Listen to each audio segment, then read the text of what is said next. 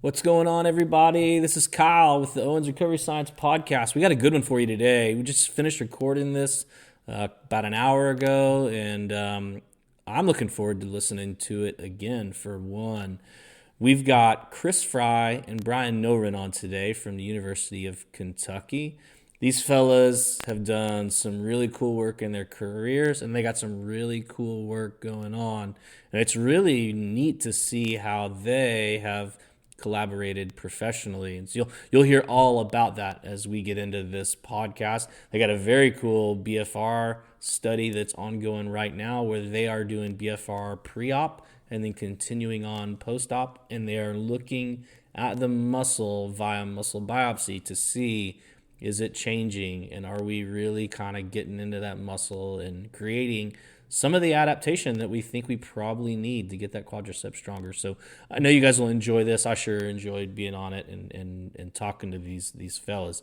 Before we move on to that, though, just want to remind you, if you're interested in learning more about BFR, taking one of our courses, real easy to do. Just go to our website, owensrecoveryscience.com. At the very top, there's a Get Certified option, and just follow that option down to find a course near you. And if you don't want a course near you, you want to travel, people are starting to do a little bit of that now. So we've got them spread kind of all over the country at this point, over in the U.S. And then as soon as we can get in-person courses going internationally, we'll get in-person courses going internationally as well. So thanks for listening to our podcast, and let's get right to it.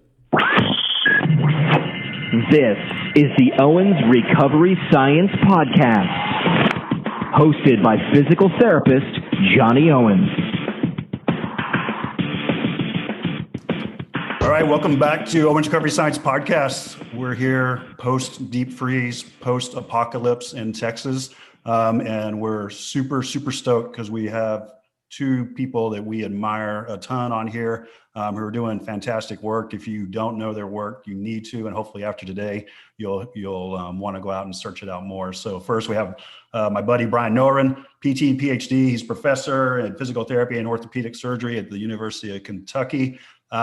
He got his PhD at the famous University of Delaware back in 2009. He's a fellow in the ACSM. He's also received the Michael Young Investigator Award from the Eugene Michael Young Investigator Award from the APTA. He's got grants from the NIH, DOD, which I'm familiar with a couple of those he has, as well as NSF. He does something that sounds really terrible and ridiculous. He's a slow marathon runner. I've done one marathon, and I'm a slow marathon runner, and I never did it again. So you might have to explain what that is. Is a slow marathon runner someone that plans to run a marathon at some point in their life, but never You could have just said, I walked marathons. Isn't that the same thing? Actually, I'm a slow ultra marathoner. It's even worse. Oh. Yeah. Oh, I didn't see the ultra. The marathon's not enough. I want to go longer. That's even worse. Spend all day. Yeah. Even worse. Cool. Well, thanks, Brian. This is the first time in several years we haven't seen each other face to face at combined sections. So it's a bummer, man. But hopefully next year we'll be there in Austin. Yeah. If you guys just keep the lights on down there, we can come visit. Well, bring your own water, and if you need to flush the toilet, you might have to go to the pool at the hotel and fill a bucket and put it in the bag. Bring a go bag for CSM next year. That's what we were doing. And then also we have Chris Fry. So he's a tenured associate professor in the Department of Athletic Training and Clinical Nutrition at the University of Kentucky. I didn't know this, Chris. He's a Baylor Bear, man. So go Bears. Yeah. So I'm a Longhorn. So we'll have to discuss how you guys suddenly overnight got so good at sports. I'm not sure what was going on up there. It's still having a great basketball season.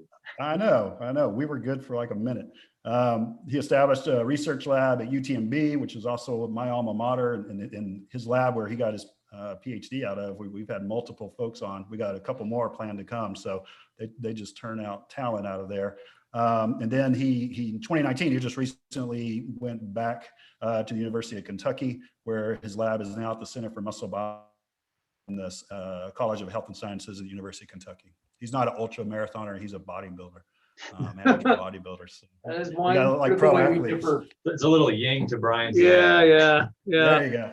We'll have a debate later about strength training or endurance. What should we be doing? Let's go at it. But Chris, Brian, great to see you guys, man, via Yeah, Zoom. likewise. I'm glad we can finally get to this. We're going to jump into all your papers here pretty quickly.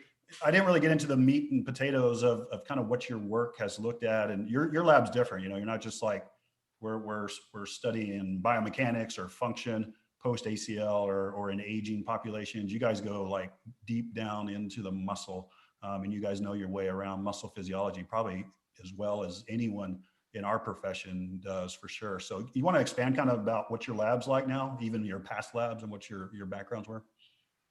Yeah, sure. I think we take a unique approach where we really try and mechanistically dig down deep into not only why an intervention works, but how it works, to kind of understand, are we addressing like the underlying deficit as it relates to muscle physiology, to know if is there a better approach, what can we do to fine tune things, but then also maintaining like clear clinical outcomes to make sure what we're doing is actually working, trying to kind of bridge both worlds to put forth the most efficacious, way to treat a patient. Yeah, I just would add, I think one of the reasons I love working with Chris, not only is he fun to work with, is like our labs are truly translational and complementary to each other. Chris really helps us extend things in and really look at things at a molecular level, whereas we're able to pull this back as good translational research and look at both clinical outcomes, functional outcomes, and then we also will dive in and look at like whole muscle function via MRI, using some cool sequences that way. So I think like the combined resources really allow us to do things I don't think either group would individually be able to do. And it's hard to pull that type of collaboration off, and it's a lot of fun getting together a lot of new ideas. There's always new ideas, right? Well, and that's like, I think where all of it comes from. It's just like, I don't think of things that you do. And so if I come up with something, running it by you, you ask a question that is never going to occur to me. And so that allows me to further my own science. Yeah. I think that's really that give and take has been integral. Yeah, it's been awesome. So that's, I think, really it was the kind of been key for us and our success and really enjoyment in doing this work. That's where my world went light years ahead. When at Brooke Army Medical Center and Center for the Intrepid, we also have, and you probably know, Chris, the Institute of Surgical Research down there. And so we had this kind of neat collaboration as well, where those guys were talking about, back then they mentioned satellite cells to me, and I was like, what the hell? I mean, is that in space? And so they're going deep into that. And then they would come to me with an idea, and I'm like, hell no, that would never happen in the clinic. We can never pull that off. And so I envy you guys. I miss that relationship that we had there. So good on you. We need more, labs like this around the country. It's pretty impressive. Yeah, I agree. Cool. Well, that being said, I want to kind of jump into the nitty gritty of first maybe going young and then going old in some papers you guys have put out there. So let's go young first and go ACL here. So the JBJS 2016 ACL paper, where the title of it, Cellular and Morphological Alterations in the Vastus lateralis muscle as a result of ACL injury and reconstruction. Can you guys expand? It's 2016, so it means the study was probably done in 2014. So we're reaching way back. Do you guys, if y'all can remember, kind of, you don't have to go deep into details, but what you wanted to see from that study, kind of what led you down to, hey, does the muscle change after you tear your ACL? I mean, is the ACL popping a freaking signal to just tell your body, like, let's just go create fibrosis, let's start dropping down gene expression? So I'll let you guys move into that. Yeah, or maybe I'll just tee up real quickly, like the genesis of why, and then I'll pass it off to you, Chris. That way people don't tire of hearing just my voice for an hour. But like, so, I mean, really, as you probably know, Johnny, I mean, like so much research has been directed at like neurologic factors and all those other things. And I fully respect that and really believe that there are definitely neurogenic reasons, other things that are going on that cause muscle weakness. But when I started down this path, for me, what I noticed was a big blind hole was like, well, if the muscle has a say in the matter as well, and there could be local factors that are driving muscle atrophy and prolonged weakness that actually come back and could feed into what the central nervous system is then trying to do.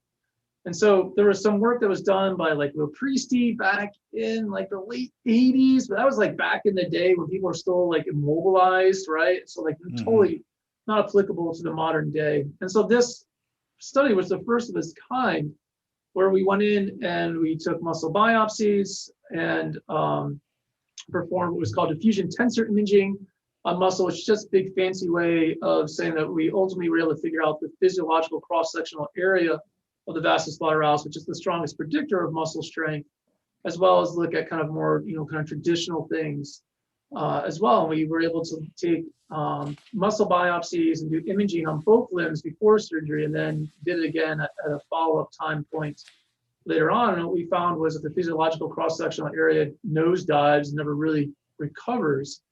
And my recollection is satellite cells go down, muscle fiber types switch from more of a type 1 to, no wait, 2 to 2. It's been, Johnny, 5 years. Yeah, I hear you, man. What does it happen to the? So you're seeing a shift in the distribution. That's right. You went from a 2A to more of like a 2A, 2X hybrid. That's just going to be a little less, it's going to change recruitment patterns too. Yeah. But then the bigger thing is the 2A atrophy was, striking and then pervasive, and that it didn't recover. Like you were still looking, I don't know what you saw, 18, 20%, loss of cross-sectional area, monster atrophy that just did not seem to resolve.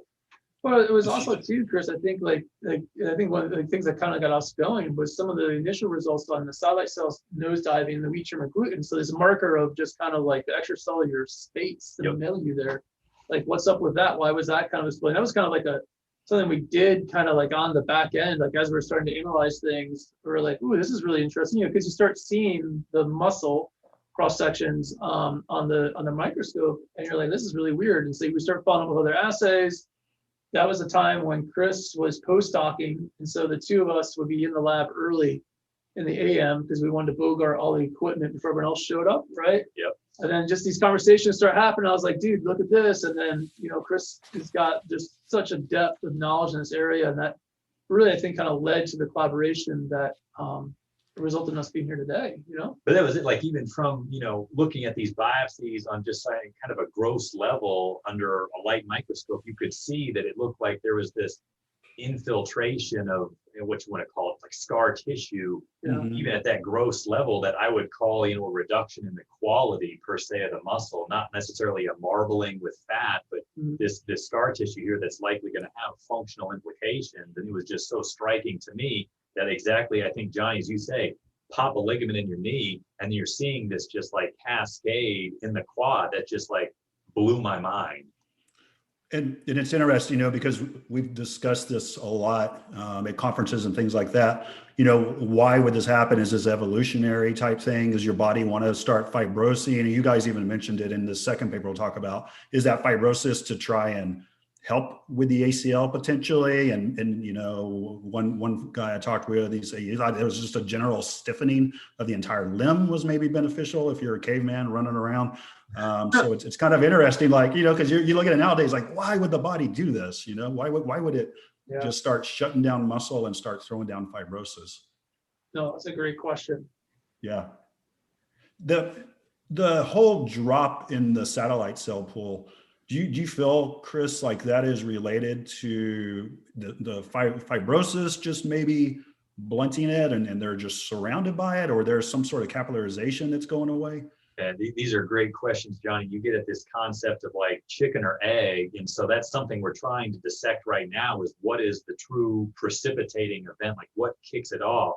Is it the expansion of this scar tissue that's, challenging satellite cells to do their job, or are satellite cells losing control of their ability to regulate their own environment? And we're just starting to sort of tease apart that like timeline of events. But you're exactly right too. We've got some very cool work kind of coming up where we're really kind of exploring perfusion, capillarization of the quad as it relates to the ACL injury, and how that interplays with satellite cells, and what that ultimately means to recover from this injury. With a lower density of muscle stem cells, you're probably not priming the quad to bounce back as quickly as you want. So what can we do to try and solve that? Yeah, and to help our listeners, we've talked about it quite a bit in the past, but can you give a layman's kind of view of what a satellite cell is? With extremity wart injuries a couple of years ago, our kind of chief scientist, Josh Winke, he had a talk, and in the first sentence he said, for those interested in muscle regeneration or muscle hypertrophy, satellite cells are a big deal, or muscle health, satellite cells are a big effing deal. So they're important to guys like you. Most PTs probably have never heard of them before. That's exactly what I would definitely, second that sentiment. They are a big deal in the muscle. And these are what we would call the muscle resident stem cells. So you undergo a little bit of damage to that muscle, or you go and have a strenuous workout, you're inflicting a bit of micro damage to that muscle. And that's how we respond and get stronger. We adapt positively to exercise, or we recover from injuries. And that is almost entirely due to the activity of these satellite cells. They are able to sense, damage in the muscle, activate themselves. They divide like crazy and can fuse into your muscle fibers to help repair that damage, to help the muscle recover and, become better, if you will, in response to exercise or injury. That's where this was such a good paper. It's in JBJS, biopsies, well-respected labs. And really the first time that I know of showing post ACL that your satellite cell pool is depleted. We looked at it a lot with volumetric muscle loss with the soldiers from blast injury, and our guys were just so worried just losing the chunks of muscle just took your pull down. And we're saying in this young ACL folks, it's gone down significantly. So that was a huge finding. And then I think just spinning this back around, and we'll get into your protocol a little bit for your BFR trial. Jacob Nielsen's work showed 3 weeks of daily BFR really had a rapid rise in satellite cell content. So I assume you guys know that paper, and do you have any thoughts on that? Oh yeah. One of the reasons we went down the route we did was looking at modalities that have been shown to kind of help promote satellite cell expansion and function. These were key observations of deficits in the muscle. So what can we do to target that? Yeah. We went into BFRT back in the day.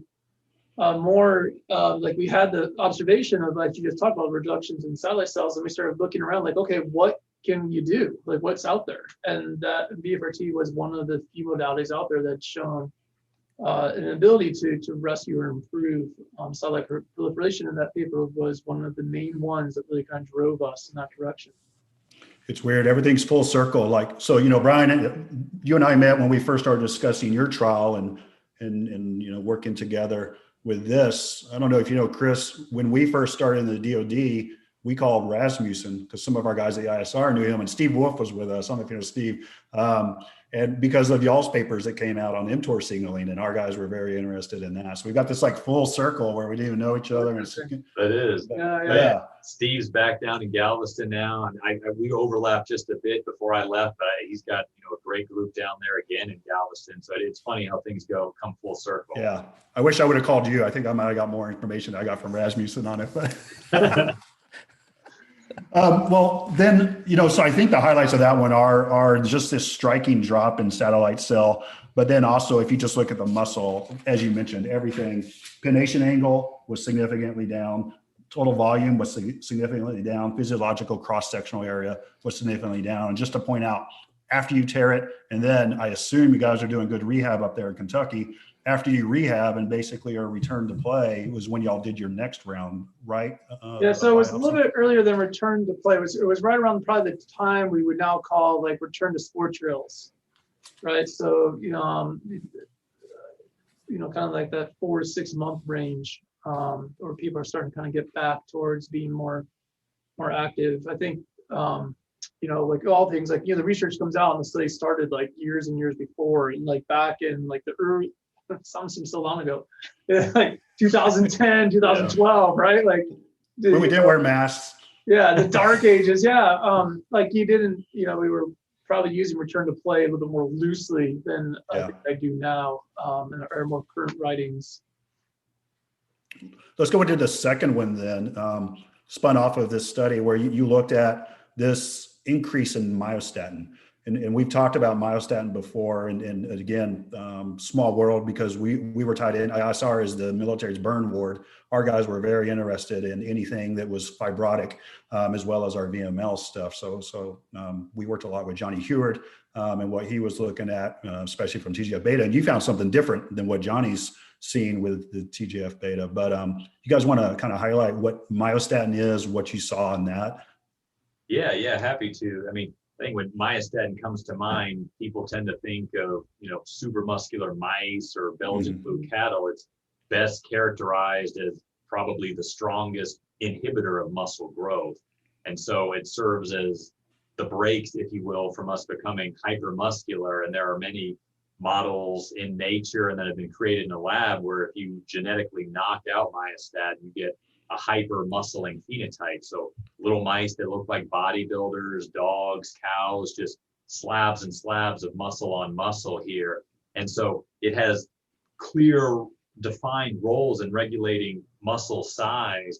But we were also real interested because it's also an upstream driver of what we would call like profibrotic pathways. So, as myostatin is elevated, it can also help drive the biosynthesis of collagens and other components that kind of make up that scar tissue that we were observing in the muscle after the ACL injury. And so we were really trying to sort of flesh out this relationship. Can we try and pinpoint maybe some upstream factor that's, dysregulated after the ACL tear that would offer a therapeutic target to try and enhance outcomes? And that was kind of the underlying premise for that study that we're continuing to build on. And I think too, John, like you kind of alluded to it earlier, like I'm just thinking about how do you translate this back to like what the clinician would be thinking, like why would you care, right? And so like I remember when we got done with the JB Jess work, like the question becomes like why? Like what's the model that one could construct? And so myostatin is super interesting because myostatin actually gets upregulated after an ACL tear, and you can actually find it expressed within the tibiofemoral joint. And in that case, that's a good thing. The body is expecting to try to repair the thing, right? Although it can't. But then we were thinking like, well, this is really interesting because like, if you think about it, like modern ACL surgery didn't really start happening until when, like they started tinkering with this in the 70s, 80s, 90s. It's only been in the past few decades. We haven't like evolved now to understand that you can reconstruct the thing. So what's the body going to do? Well, now all of a sudden when you contract the quads, the tibia is going to injury translate, you're going to fall down and you're going to be eaten by a saber-toothed tiger, right? And so it would make sense that the body's going to now try to preserve itself by weakening that muscle a little bit, which would be where myostatin comes in because it is expressed within muscle and it has all these things which we think are negative, which might have actually at one point been a positive, but it doesn't really work in modern society because that gave us the model to try to understand why like locally, like the muscle could be acting on its own accord to induce atrophy afterwards. And it's maybe not all due to some sort of reduction in like your ability to activate the muscle, or whatever. That certainly plays an important role. But could there be other factors that explain some of these protracted weakness that we see in these individuals? And that upregulation of myostatin at the joint level stiffens it. And so you're getting also this stiffness of the joint at the same time. So that arthrofibrosis was a good thing when you were the caveman. You guys even pointed out, it's a great point. Doing surgery immediately after you tear your ACL, you got a higher arthrofibrotic potential there. And that might be just of that increase in myostatin. I think it was also, and by the way, Chris or Brian, if you guys learn how to get rid of that myostatin gene, let me know. I want to be the first one that just gets super hypertrophic without. We went in on that. I'm already on that. Chris has already put himself at the number one spot. I was like, Brian, I was helping with my slow ultra marathons, not at all. Yeah, it's worth it, man. Yeah. The thing also that's interesting, you guys pointed out, was this a disuse issue? Was it tearing your ACL? Was it surgical? And I thought that was a great point because Van Loon, they showed just reducing walking for a week. They saw myostatin gene expression go up threefold. So it's like, okay, there is a disuse piece to it for sure. And Ashish Bedi has shown after ACL up to week 12, we saw myostatin levels rise. So, you guys have also shown that same thing there, but you showed that you kind of knocked those out when you say these people were ambulating and were exercising. post ACL. It wasn't like they were in a disuse model. Am I right on that? Yeah, I mean, I think as well as anybody, all the clinicians know, like certainly after the ACL reconstruction, you're not laying immobilized around. Like, for our crew, within 72 hours, they're back in the clinic, and we're zapping with E-stim, you're moving, you're getting going on open close chain exercises. Like, some of our ACL subjects find out that they're working harder with us than they were playing their sport prior to, right? So Right. It's not like they're not doing anything. And that's one of the key differences, this clinical population versus, some of these like forced disuse studies, which are great, but just different. Yeah, and that was the point we were just trying to make, this concept that it's not just simple disuse driving what we're seeing in the muscle, that there are other factors at play here. I think that's been at least some, I don't want to say pushback, but like feedback where people are, oh, it's just, they're not using the muscle. They've just been sitting on a couch. No, myostatin's up. That's not surprising. How many decades of disuse literature have showed us that? But we were just trying to make the point that that's probably not the case. These people are working exceptionally hard, and we're still where we are, And it's not the surgical insult, because you did this pre-surgery as well, so you could say, well, there was the insult of surgery and everything that happens with that inflammatory cascade or whatever. Does that do it? But the first biopsy was pre-surgical.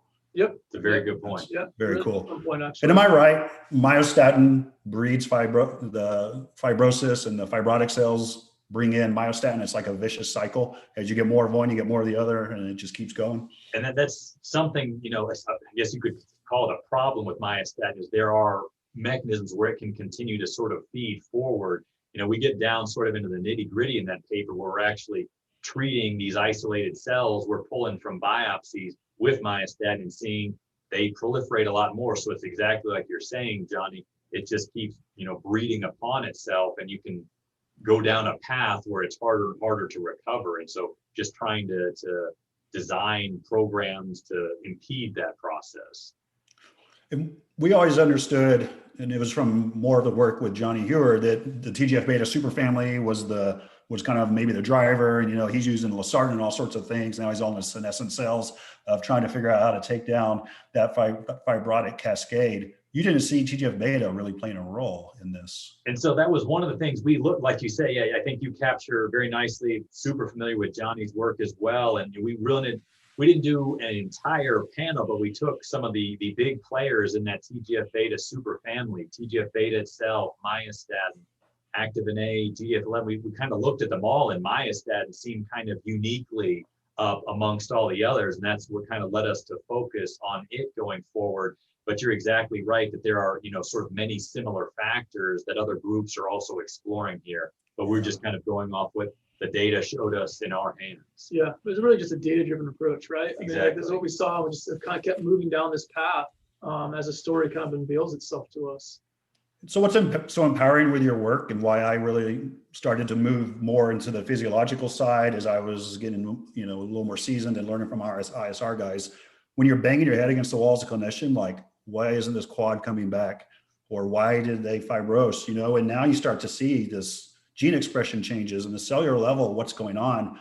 A lot of times we're up against it here. When an ACL is still weak 2 years out, there's a lot the body did to fight against you. And it's not just because you didn't know how to do a leg extension with them. So we're trying to figure out more of these pathways. So we are too. Yeah. I wish you would review all of our grants, Johnny. well, ditto. That'll swing me into your protocol. So you put out and this is the one that I was familiar with early on working with you, the physical therapy, your clinical trial designed for your ACL trial. And getting back onto myostatin, it's not super researched in the BFR literature, but there have been papers that have shown that there is a blunting of it. Laurentino in Brazil probably did the best paper where we could reproduce his methods. There's also some in idiopathic myositis patients where they've shown a reduction in myostatin. So again, BFR could be something that goes after that gene. I don't want you to spill the guts on this, but you've published a protocol. Do you want to just kind of give a heads up on what you're looking at with this ACL protocol with BFR? Yeah, sure. And there's lots of other great work that's been out there. I think you've spoken to Luke in the past, who's done the protocol. Our stuff's different. I think this is awesome. Like, you got a lot of different investigators doing different stuff. We're very much more mechanistically driven. actually the trial is totally mechanistic. That was per the NIH requirements.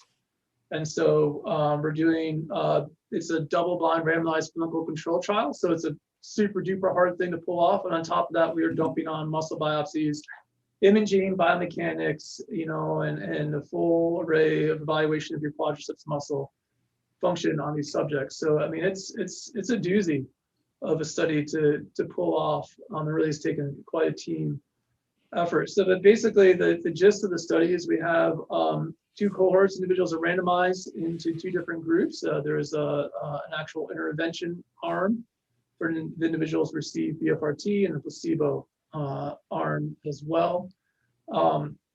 And we get at baseline muscle biopsy, we do an MRI, full biomechanics workup in our lab, as well as measure muscle strength. Then we do about a month's worth of prehab on these individuals. That's kind of based off the best of evidence that we had at the time. And certainly I'm a Delaware alum, so we're going to be kind of pushing the prehab if we can. Mm-hmm. And then they have surgery, and then we follow them for the next 6 months of rehab. And they will start BFRT approximately 2 weeks after surgery. We could discuss and debate, changes maybe now if we were to restart the trial. Again, this is all based on decisions we had to make back in 2015, 5 years ago, 2013, which seems like the ages ago now. And then they will stay in either of the two cohorts for the next 4 months, and we will then have our next kind of follow-up where we'll get a muscle biopsy, MR, full biomechanics, and we do an additional 2 months where neither group is using any cuff, and it's just straight up just getting after it, trying to get full quad function back. We do a last assessment at 6 months with these individuals, but no biopsy, no MRI at that time point, because our primary point of interest for that aspect was really while they're in one of those two groups. And then we kind of want to just trace them afterwards and see if maybe one group bounces back even further, faster than the other. So we're about mid-swim on the trial. It's been kind of a terrible year with COVID, but we are managing, actually. You let COVID slow your trial down? I mean, what the hell, man? Yeah, a little bit. But we're pressing on. We were able to get some recruitment last year, but that's kind of where we start. Happy to take any questions, or if you want me to clarify anything.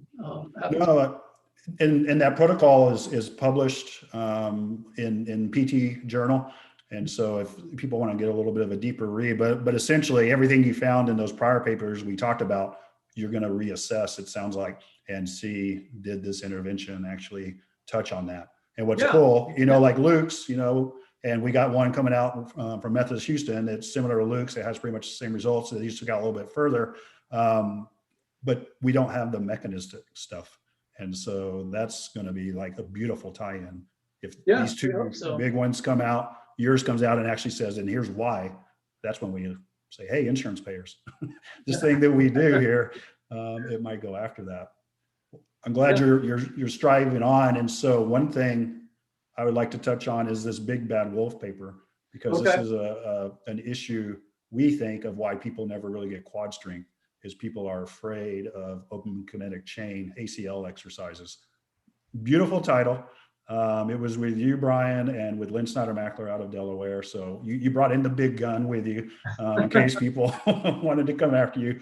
But basically using the fairy tale of Who's Afraid of the Big Bad Wolf to describe people who set up these straw houses of why we should be afraid to do open kinetic chain exercises without any real reason why, either from an evidence-based foundation or a science-based foundation. So you want to add anything to that, Brian? Or I think that paper was a lot of fun to write. Lynn has been a long time mentor and is one of just a phenomenal scientist I just deeply admire and respect. And so that, although a very short clinical commentary, that was about a year's worth of her keep coming back to me like, no, Brian, you can do better, make this a little bit more punchy, give me better, and so that, I think in the end, we got to a place where I don't think it was at the beginning.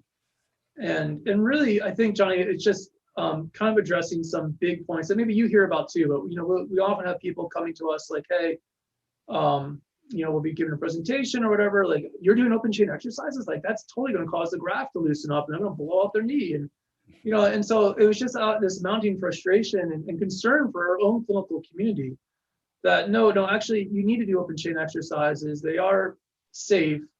And, by the way, you hold a license to practice, right? Whether it's physical therapy, athletic training or whatever else, like, what to do, right? Like, I trust you, like you can make informed decisions. No one's saying go out there and dump 80 pounds on somebody 2 weeks out after an ACL reconstruction, but let's use good common sense, good exercise science principles and try to really dose and do this right.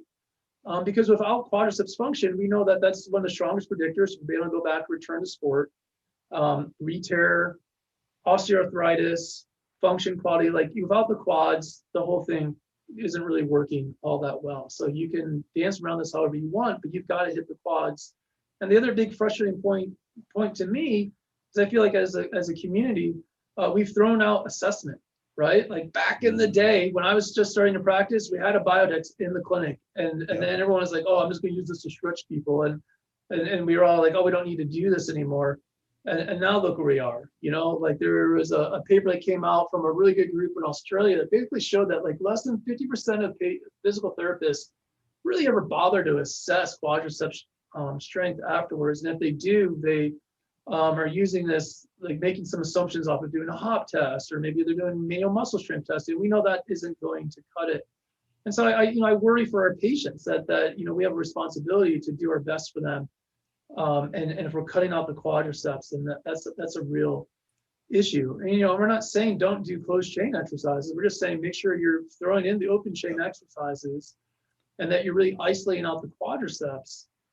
If you really want to get a hypertrophy of that muscle, I think that comes back to all the work that we just talked about, right? Like if you really want to get after it and get at the muscle, you've got to isolate the muscle. And if you're doing a leg press, you're doing step ups, that's cool. We do it in our protocol. But there's a real risk that someone's going to use some sort of substitution pattern there and use the glutes, use the calves. Like you can do those exercises without even really firing the quads much at all. And so if you ignore it, it's no wonder why it doesn't come back. Nothing isolates the quad like a leg extension, and it's terrible that you have a 16-year-old female girl that has never done that. Yep. And if these people had a biodex and actually saw the deficit, they would never do a hop test. But they're not assessing, and you're doing a hop test, and you're just like praying, like, oh my God, when we do this crossover, I hope it doesn't go. So. And we have no stock, no ownership. There's no conflict with biodex at all. Like, I mean, I don't care how you do. Even though you went to Delaware. Yeah, No, I don't care what you use, but please use something. I've never practiced in a clinic without one. I mean, Center for the Intrepid, that's one of the first things we had put in when we stood that thing up. So, I mean, it's essential. And it's, we've known this, you pointed out like Bruce Bainham's work in the 90s. Mm-hmm. I mean, that was amazing studies. And if you just read it, you're like, well, walking is almost, or is worse than what we'll see with this. Yeah. That's a great point. So like, I know we had to cut that clinical commentary shorter and shorter and shorter. They had all these other great little points in there, but like, for example, Lou DeFreight, they do amazing work on Duke, basically showed that as you're walking, your full knee extension, the strain in the ACL is about 12.5%. When you're doing an open chain exercise or even closed chain, you're looking at like between 2 and 4%. So I mean, unless you're throwing massive weight on these folks right after surgery, then you're not approaching what they're even doing while they're walking. Right. So I think kind of reconceptualizing this in our minds. I think there's such a stigma about open chain exercise that this seems so hard to overcome for many individuals. So I really appreciate you bringing that up. And I think it comes back to your modality, to BFRT. I think for that thing to really be effective, you got to get in there and you got to get after the muscle.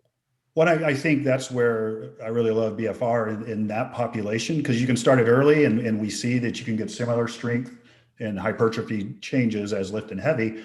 But the big concern that you have in my world was that, are we just going to cause anterior knee pain if we start throwing too much weight on these people? So, you don't want to get that pissed off knee, and to avoid the heavy load in the early days, like week 2 on out, I think BFR is just like perfect for that. So Yeah, and and also I think even with BFR, like patients are going to experience some anterior knee pain, and I think it's also like in our sample here, our physicians are mostly using bone patellar bone grafts, and so you have a straight up tendinopathy. I mean, this is the definition of it. And so, like, how do you do it? If this was Achilles tendinopathy, I tell them it is going to hurt. We're going to eccentrically overload you to make this better.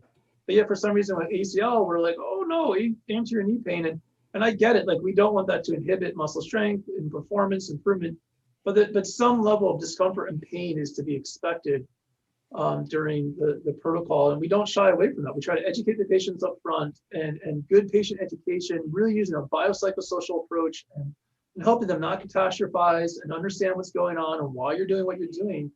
I think can really kind of disarm some of the fear and anxiety about experiencing some anterior knee pain while performing, whether it's in BFR or non-BFR quad focused exercises. I think that goes back to kind of what you were saying earlier, Brian, about just, you're a clinician, I mean, that's kind of what you have to do in the clinic is figure out, well, how do I stick some load across this tissue? I know what's required in order to get it to change, but this person can or can't right now because of this or that fear or pain, et cetera. And so now we have to be the clinician and figure out, all right, how do I get them close to what I know they need? Yep. And how do I kind of continue to, constrain the environment, add load, whatever I've got to do in order to force that tissue to undergo that stress that it really needs in order to recover. Yeah, and I love what you said, Kyle, because like my students hate me hearing it, but I tell them they're all glorified biomechanists. As physical therapists, you can't avoid load. Like, we're always manipulating load in some form or fashion, right?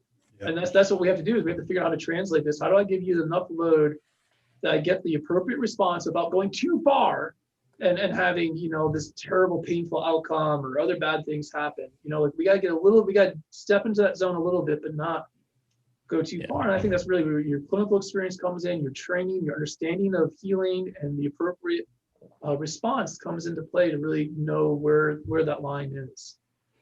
The good thing about BFR with those long arc quads is all you feel is that damn tourniquet hurting. So you don't feel it onto your knee, or using strong E-stem. All you feel is the damn E-stem. So it induces a hypoadhesive effect at the actual insertion site of the graft, right? Where they took the graft from. Yeah.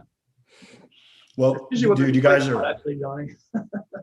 Y'all are killing it with your ACL stuff right now. So kudos to you. And I'm super excited to see what we get from the mechanistic protocol that you guys are doing right now. I want to shift to some recent work you did, Chris, with an older population. So and we've been talking young, but a lot of your work and the Sealy Center for Aging, where at UTMB, there's a lot of aging studies and sarcopenia studies, and so you're well versed in that. You had a paper come out this year talking about the capillarization kind of being the rate limiting factor for older folks to put on some muscle. Can you kind of highlight what that paper found? Yeah, and so it was a fun study, and so we had taken, I believe it was 20 older adults, so 65 plus, mixed men and women, and put them through 12 weeks of a pretty standard, just progressive resistance training. And like any sort of training study, you see a pretty wide swath of responses. There's a lot of heterogeneity there. Some people accrued a lot more muscle mass than others. And so one of the things that's always interested me is the why. Why does one person respond? Why does one not? That's gained a lot of appreciation, I think, the last few years, this concept of a responder, non-responder, and trying to tease out, what helps separate these. And sometimes it's not a simple like binary designation. You've got just a continual response here. And we were looking at sort of cellular predictors, if you will, of that response. And so when we really kind of dove down into the biopsies of these participants before they started exercise training, we saw that the capillary density in their muscle, so the number of little micro vessels that deliver oxygen, nutrients, everything to the muscle, remove metabolites, that was a very strong predictor of the responsiveness to exercise. The adults that had more capillaries at the start of training were the ones who accrued the greatest amount of muscle mass. So they had the greatest hypertrophy following the study. They showed, this was on a cellular level, measuring the size of the individual muscle fibers. ACLRs. This was on a whole muscle level, looking at like a DEXA scan. We also showed that those people had the greatest response in the rate of protein synthesis, how quickly their muscles physically grow. So it seems the ability maybe to deliver nutrients or just the perfusion capacity of the muscle appeared a very clear driver of the older muscle's ability to respond to resistance exercise. And after the 12 weeks, you did see, though, the low capillarization group did increase capillarization, just they didn't see increases in muscle. Exactly. They almost caught up to where the higher people were, but not quite to that level, but they did see an improvement. And it's, interesting too, that just kind of looking at these people, we had a lot of data trying to capture their habitual lifestyle. And there was a pretty strong correlation with just the average steps these people would take per day and that sort of baseline capillary density. So just kind of maintaining a more active lifestyle as you age, just simply walking more, maybe puts your muscle in a better position to respond to exercise as we age. That was kind of a key take home I took from it. Yeah, a 3 to 4 month kind of primer just to get your capillary density up, just to then move into what the real meat and potatoes are of your training program. Exactly, but So understanding that, so to speak. So what can we do to optimize outcomes to exercise? How can we make sure, everybody's going to respond to a better degree? What are the predictors we can use to kind of guide personalized exercise recommendations? So, I always got to spin back to a BFR piece here, but, we've seen with hypoxia, even the Nobel Prize guys stuff in 2019, this increase in HIF1A and VEGF, can you get there faster maybe? And we have a Parkinson's trial that just finished, and after 4 weeks, the BFR cohort really saw an increase in those factors and increased angiogenesis. Yeah, and so that's actually very cool. And I'm familiar with HIF1 alpha. And so we had looked at some of this in a few of the BFR studies I did in Galveston, but it wasn't until later, whether it was, advancements in antibodies or other lab techniques, but we pulled some other data looking, because like HIF1 alpha is regulated sort of post-translationally, it's constantly being made in the body, but it's also degraded pretty quickly when there's normal oxygen. But when the muscle has a little bit less oxygen, it provides stability to that HIF1 alpha that allows it to then contribute to turning on like vascular growth factors, things that would promote angiogenesis. And so when we look at some of those post-translational modification to HIF1 alpha, we saw some pretty cool data with how BFR could modulate that might lead to the kind of benefits I think you just spoke to, John. Yeah, that's where I think this population might be the biggest winners from BFR. The ACL group's going to be fascinating, but these older individuals where maybe they do get some angiogenesis, maybe they do get a kind of bigger muscle protein synthesis signal. Is this a way that we can kind of go after them, total joints or these comorbidity type diseases? I completely agree. And it is really old by now. I think it was like a 2010 paper, but it was very well tolerated when we were, taking older adults through it. They had great responses to it. It was just an acute session, but it went over really well. That was a great paper. And your average age, because I've cited that paper so many times in conferences, 71-year-olds doing it, going bilateral leg extensions, 20% 1RM. You really saw this nice increase when they did it with BFR on versus not in muscle protein synthetic rates. Oh, for sure. No, it was a big punch on sort of that like anabolic response, turning on these growth pathways to build more muscle. But I think the funniest thing that still sticks with me is I'm the one in there with these participants, taking them through the exercise. A lot of these guys had done some exercise in their youth, and so they were familiar with resistance training. And so we go through this BFR protocol. 5 minutes later, they're done. They're like, that's it? That's all my exercise needs to be? I was like, we're done for the day. they were blown away by that. Were you happy, or they felt like they were like short? They were happy, especially a couple who followed up and wanted to know the results. And I was like, because everything was a crossover design. So they were in both arms, and they were blown away. They were like, man, where can we, get this? Yeah, how can I take that to the gym with me? Yeah. I've never done a study, I'm not deep into it like you guys are, the cellular level and gene expression. When you're measuring muscle protein synthetic rates, we see it at this like 3-hour time point, 6-hour time point. Can you take us through like how you do that? Yeah, happy to. It's a real fun technique, and it's one of the reasons I went to grad school. I thought it was really interesting when I was reading about it. So we label in, or we put into participants, we infuse into them a labeled amino acid. So amino acids are the building blocks of protein, and we're interested in understanding how quickly our muscle is building protein. So we give them an amino acid that's just a little bit heavier, reacts in the body in every other way similar, but that extra weight allows us to kind of trace it through the body. And so in our muscle, as you start synthesizing proteins after exercise, we can tag that amino acid and then measure its incorporation to mathematically calculate the rate at which it is being incorporated into bound protein. How quickly is the muscle taking each individual amino acid and putting it into a peptide chain? We're able to quantify that to determine how fast our muscles are building protein, i.e. what you would do over time to result in muscle growth or hypertrophy. And how are you actually measuring it?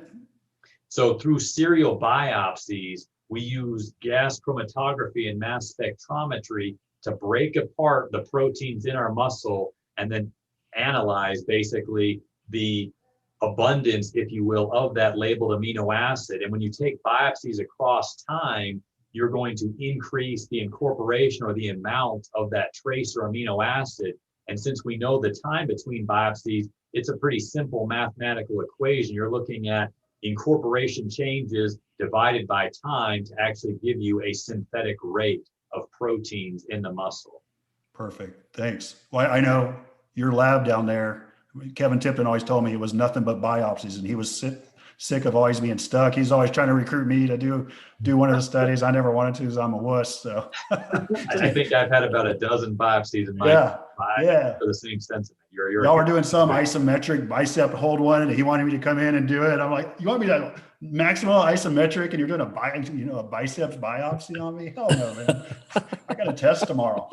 Could I ask a protein synthesis question? So I was just listening to a podcast with Kevin Tipton, and he was discussing maybe there were like 2 different ways of getting protein synthesis. He talked about like an arteriovenous way, but then also I think like a biopsy way that you guys were doing. Great question, Kyle. So there are actually, I think you could look at it from 3 different angles. 2 of those are sort of the AV balance, the arteriovenous. So you're not actually sampling the muscle in some of these, but you're taking blood draws from the femoral artery and the femoral vein. So these are the ways that blood is both delivered to the leg and then taken away from the leg. And so by measuring the abundance, if you will, of that heavy amino acid tracer, you can see how much of it is taken up by the muscle. So what comes in the artery, the muscle will take some of that amino acid, some of it passes through and gets back into the vein to return to systemic circulation. And by looking at that difference between the artery and the vein, you can estimate how much the muscle is using to build protein. Now, other methods use a more direct biopsy approach where you're actually looking at that incorporation across time that I just described. But there are a lot of ways to use tracer kinetics to estimate rates of protein synthesis with these labeled amino acids. So you would still give the labeled amino acid in that way. Exactly. It's just you're looking at it in a different fashion. Got it. These are incredibly invasive studies, whether it's a biopsy or you're putting a catheter into the femoral artery or vein. There is, clear risk here. These are invasive procedures that participants are well versed of that, but then the clear benefit to science is gained. But yeah, you're definitely giving some degree of, body tissue, and you're still receiving this labeled tracer to kind of get the data we seek to capture. On the older front, are you guys looking at anything BFR wise in the geriatric population? Or are you primarily, because I know, Brian, you guys have an anterior knee pain trial as well? Yeah, there's 3 trials going on right now in the lab. There's one on anterior knee pain. That's one of our doctoral students, Lauren Erickson, is completing as part of her PhD. She got a grant from the American College of Sports Medicine for that, so we're super stoked and proud of her. And we have another trial that's just starting that's funded by the DoD that's looking at BFR along with a type of injection in patients who have a patellar instability or patellar dislocation. So same kind of idea there. We kind of employ BFR this time more of a low load situation, help kind of jumpstart the recovery of the quadriceps muscle in both. I think we gotta get this into some of Chris's older population study stuff, man. I mean, I think it's so such a good. We've talked about it. It's like, how many trials can we? Johnny, we need more units. I know what Johnny's going to do there. Yeah. Small world as well, though, Brian. We also have the equine stuff that we're kind of Sherry together Johnson. on. And, she's awesome, awesome person. And so that'd be cool. We're gonna go down to her national meeting and talk with her like human to translational. And then I think also Johnny, he doesn't go in, Kyle. Stefania Bell, who I think you know really well. She's gonna be. Link them up. Yeah. Yeah. So we'll have to get a group picture, and send it to you. But I think I did very cool. Together. Yeah. We have a poster coming out with her in ORS. When is it? Next month on some of the early equine stuff. So they're doing some really cool stuff there as well. And we got the Kentucky Equine World tie-in here. So. Yeah. And Sherry's awesome. I'm just so impressed with her. Really smart, really working hard. Yeah, she's great. Cool, man. Anything else you guys? I got a question. Can I ask? So, Chris, going way back now in the podcast, actually, I just made like a mental note because I was figuring out when to ask this. And so now I'm just throwing it in at the end randomly.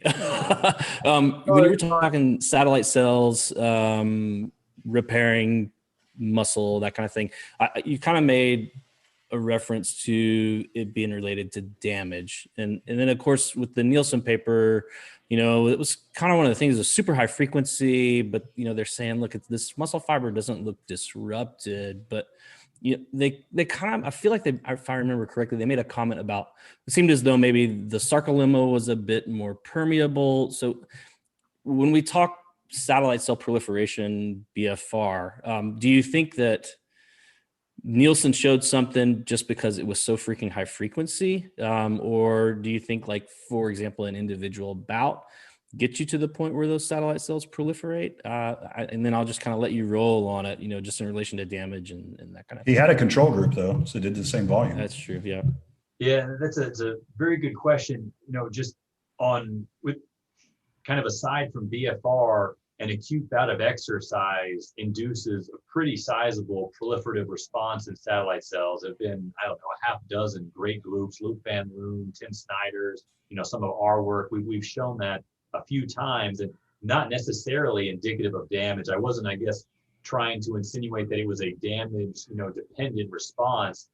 Satellite cells are key in promoting muscle adaptation of many, degrees and colors. And when a muscle fiber grows or is, under a sort of like growth promoting stimulus, it will often fuse in a nucleus from a satellite cell to kind of maintain its healthy function, maintaining transcriptional control within the fiber itself. So it doesn't require a damaging effect or bout to kind of initiate that process.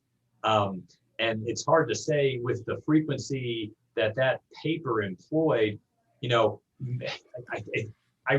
feel I remember it pretty well that I do think they showed some interesting maybe disruptions or alterations in the sarcolemma, maybe not enough to, what is subclinical damage? It's a gray area here. They weren't seeing anything that was very pervasive or severe in its,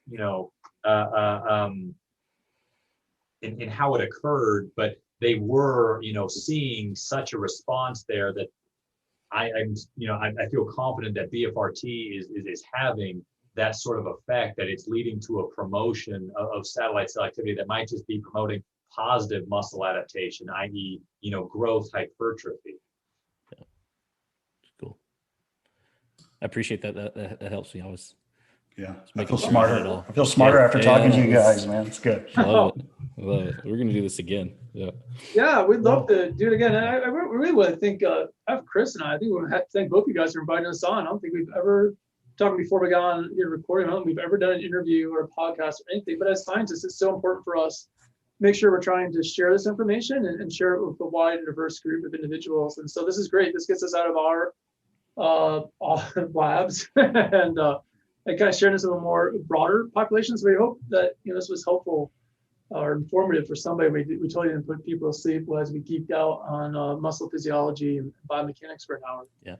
We appreciate it, man. Anytime you guys put a paper out, our ears perk up and we read it. And our profession needs to be reading papers in Journal of Applied Physiology and JBJS and things like that, and expand out of, just our typical strength type stuff and function. This stuff is empowering to learn. So love it, fellas. All right, I want to get up there. You got to take me on the Bourbon Trail. I won't bring Kyle because he'll freaking. No, drink I'm it all. going.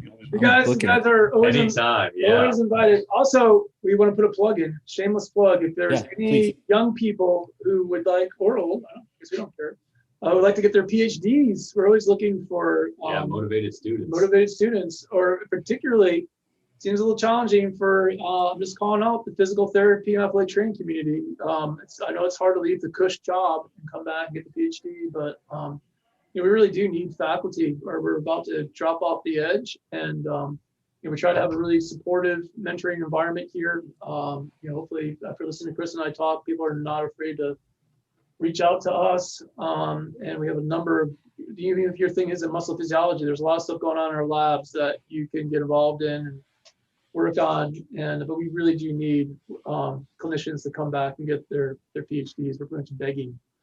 I think same thing with postdocs. Get to do fun science in a collegial environment. I think we're doing fun stuff. Yeah, man. I mean, there's so much to chew on here. You got clinical outcomes, clinical trials. You got muscle physiology, biomechanics, muscle strength.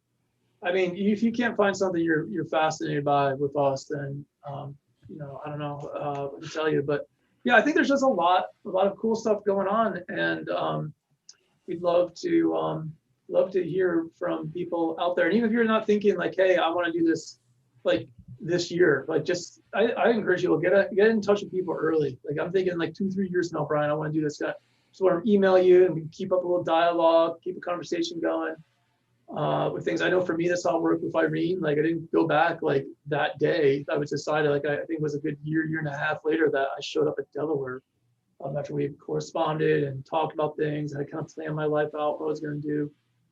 So by all means, we encourage people to reach out, shoot us an email. We're on the Twitters. We're trying to do better. We're not like Johnny over here tweeting all the time, but we're trying. Again, this is our attempt to try to share the science. So where are you at? Are you at? What's your Twitter handle, dude? Chris Fry, PhD. Sorry. wow. Chris Fry, PhD. Good for I you. should laugh at everybody. That's F-R-Y, Chris Fry. There's another Chris Fry in the There's world. a ton of them. Shut up, really? I had no idea. There's only one with a PhD. Yeah. There As you of go. now. Well, there's only one Noehren. So Yeah. Noehren, Bnoehren, take you to me. We're pretty much the same human. If you find Chris, you can probably look through who he follows and find me or whatever. But we're trying to do better about posting stuff and being more present in the community. I like Twitter. I think it's been a good environment for us in terms of science, and I encourage people who are interested to use Twitter for that regard. I think a lot of folks that hear this, you might be people hitting you up because it sounds like a great place to work. We'll put a link to your lab so they can see contact information. Yeah, absolutely. Brian, I'll put your cell phone number on there, Brian, as well. I'd be to be more like the one phone call I get from my wife per day. So we'll also put links to all these papers we talked about so people can go find those as well. So if someone has a hard time getting the paper or whatever, just email us directly and we can ship you the paper. No, thank you, Johnny. We really appreciate that. Really, thank you guys. Thanks for being persistent with us. I know it's hard to schedule and ice storms, all kinds of crazy shenanigans going on. So thank you both. We really appreciated this. Yeah, great question. Appreciate it. I appreciate appreciate that one at the end. Glad you guys survived the crazy storm, and let's link up soon. Yeah, absolutely, guys. Yeah, All right. make it happen. See you. Take care, fellas. Thanks for listening to the Owens Recovery Science Podcast. Owens Recovery Science is a single source for PTs, OTs, ATCs, DCs, MDs, and other medical professionals seeking certification in personalized blood flow restriction rehabilitation training. Find them online at owensrecoveryscience.com.